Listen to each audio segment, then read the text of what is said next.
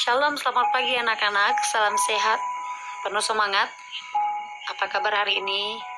Ibu berharap kalian, saya, dan kita semua sehat-sehat saja.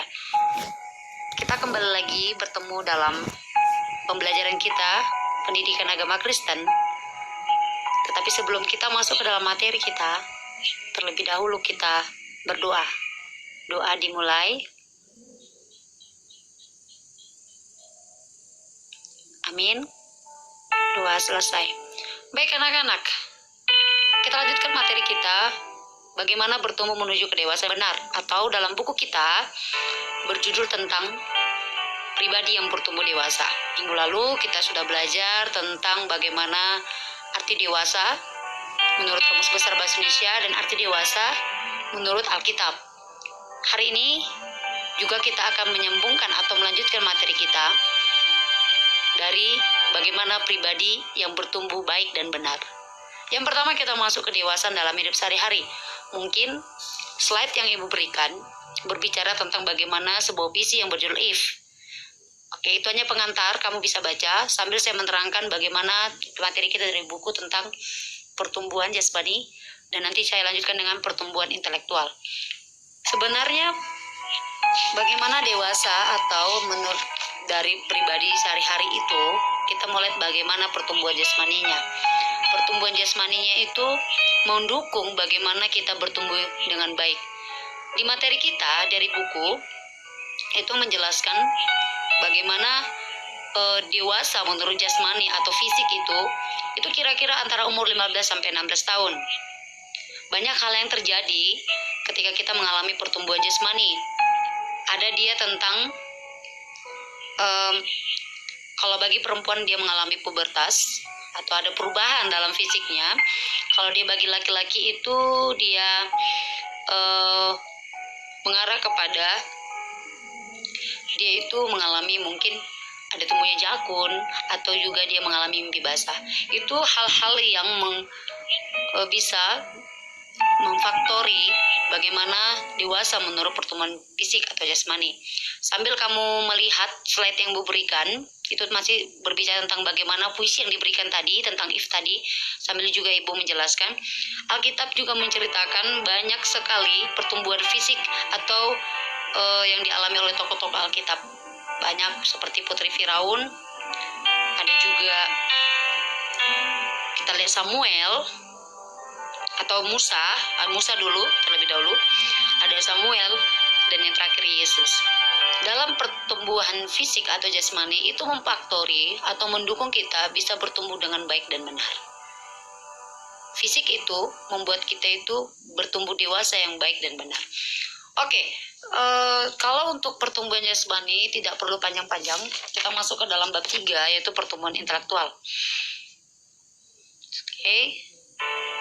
Dalam pertumbuhan jasmani atau intelektual itu mengarah kepada pola pikir, atau bisa mengatakan kita kepada ketika kita mengambil keputusan pola pikir. Nanti di situ di buku kita ada 4 pola pikir: proaktif, positif, proaktif, kritis, dan komprehensif. Oke, kita lanjut materi kita.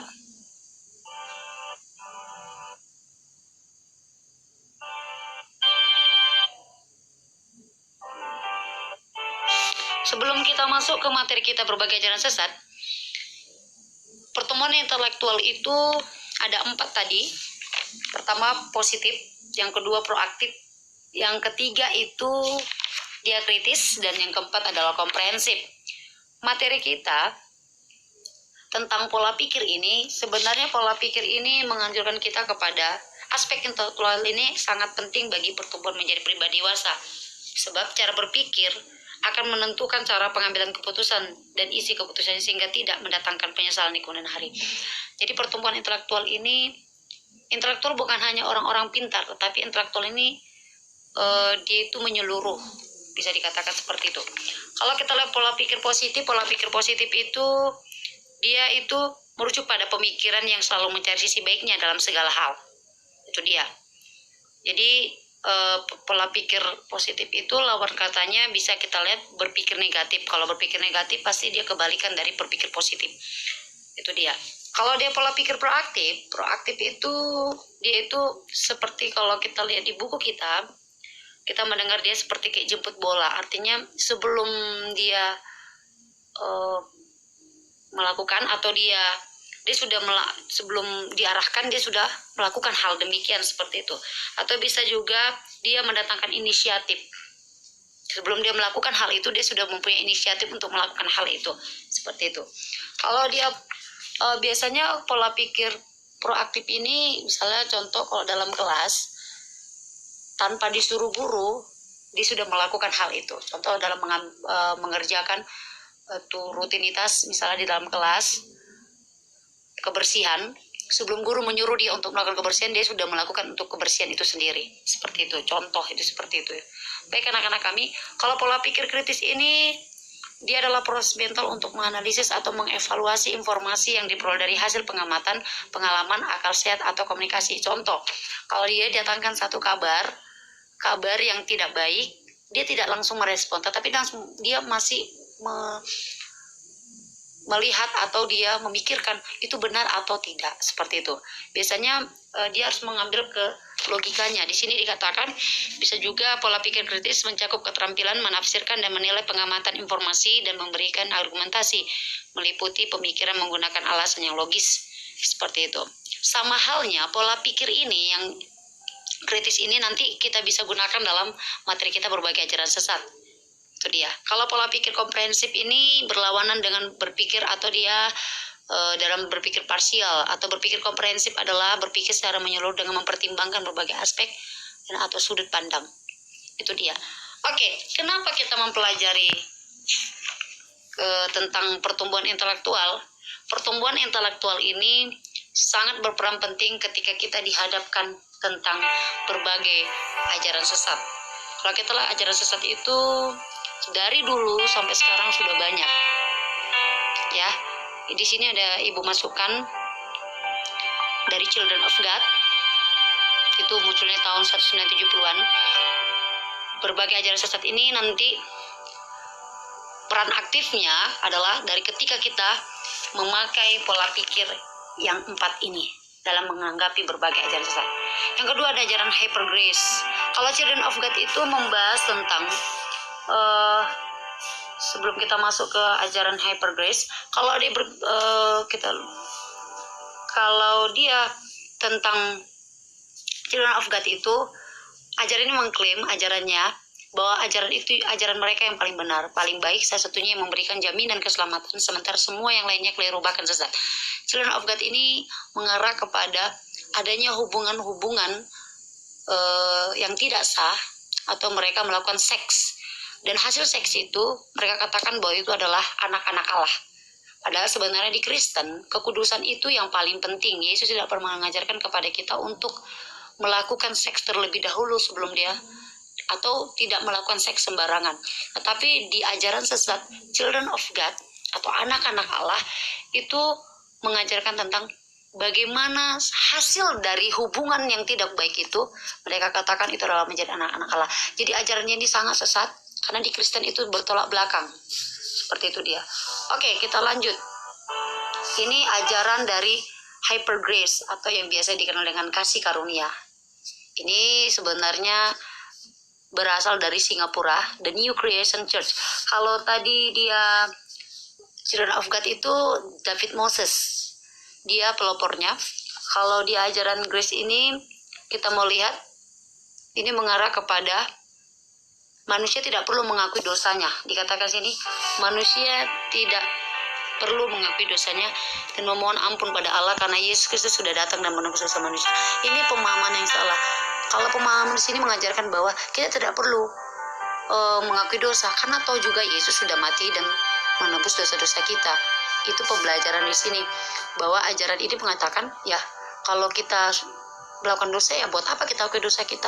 Toh juga Tuhan sudah mati dan menyelamatkan dan menebus dosa-dosa kita. Padahal Yesus mengatakan bahwa juga di sini semua dosa manusia di masa lalu, masa kini dan masa depan sudah dibahas oleh dari Yesus yang kudus. Manusia sepenuhnya diampuni saat menerima Yesus sebagai juru selamat. Manusia tidak lagi diangkat bertanggung jawab atas dosa-dosa mereka. Ajaran ini mengajarkan kita ya kita nggak masalah buat dosa, karena tahu juga Yesus itu sudah mengampuni kita dan darahnya sudah tercurah bagi kita. Ini ajaran dari Hyper Grace. Oke, berdasarkan malam ini seolah orang percaya tidak perlu mengoreksi diri dan menyadari dosanya. Seolah-olah anugerah Allah itu murahan tanpa disertai dengan tanggung jawab sebagai respon atas anugerahnya. Kalau kita, bahwa Yesus mengatakan dia mati untuk dosa-dosa kita, untuk menghapus dosa kita, bukan berarti kita manusia duduk tenang gitu. Tapi ajaran ini mengajarkan seperti itu, supaya manusia ya udah, kalau dia melakukan dosa, apa yang mengakui dosa? Ada Allah, Allah sudah mati demi kita. Di ajaran ini juga membuat kita bisa mengajarkan orang Kristen untuk hidup menurut keinginan dirinya sendiri atau hidup semaunya tanpa berpedoman pada Alkitab. Bisa kita lihat, Yesus mengatakan kepada murid-muridnya, setiap orang yang mau mengikut aku, ia harus menyangkal diri, memikul salibnya, dan mengikut aku. Ya benar. Kalau kita mengikut Yesus itu ya harus menyangkal diri. Menyangkal diri itu ya meninggalkan segala keinginan diri, mengutamakan Tuhan dalam setiap kehidupan. Kita mengikut salib ada beban dan ada tanggung jawab yang harus kita tanggung jawabkan kepada Tuhan itu. Oke. Dalam memikul salib atau dari lanjutan materi kita, dua hal dari ajaran sesat tadi. Yang pertama Children of God dan Hyper Grace itu jelas sekali pola pikir atau pertumbuhan intelektual berperan penting bagi kita agar kita bisa, atau bisa dikatakan agar kita bisa mengambil keputusan bagi kita orang Kristen. Dua-dua hal tadi ajaran sesat itu ada hal yang perlu kita pahami, atau kita memerlukan pola pikir di sini. Pola pikir apakah itu? Positif bisa, proaktif bisa, kritis juga bisa, dan yang terakhir komprehensif. Jadi materi kita ini pola pikir atau pertumbuhan intelektual ini sangat berperan penting dalam mengambil keputusan atau ketika dihadapkan dengan berbagai ajaran sesat. Salah satunya contoh kita tadi bisa lihat Children of God, dan juga kita bisa lihat tadi materi kita dari atau dia The Hyper Grace dari yang dialamkan oleh Joseph Prince seperti itu. Oke. Sekian materi pembelajaran kita. Bagaimana bertumbuh dengan baik, bertumbuh dewasa dengan baik dan benar. Sampai di sini pembelajaran kita. Tugas kita bisa lihat soal latihan dari bab 2 dan soal latihan dari bab 3. Sekali lagi, tugas kita soal latihan bab 2 A dan B, dan soal latihan dari bab 3. Sebelum kita menutup pengumuman buat anak OTKP, nanti tugasnya akan atau materinya akan saya kirim, saya foto dan saya kirim ke grup. Baik, sebelum kita menutup pembelajaran kita berdoa. Amin. Sampai jumpa di pertemuan berikutnya. Shalom, Tuhan Yesus memberkati.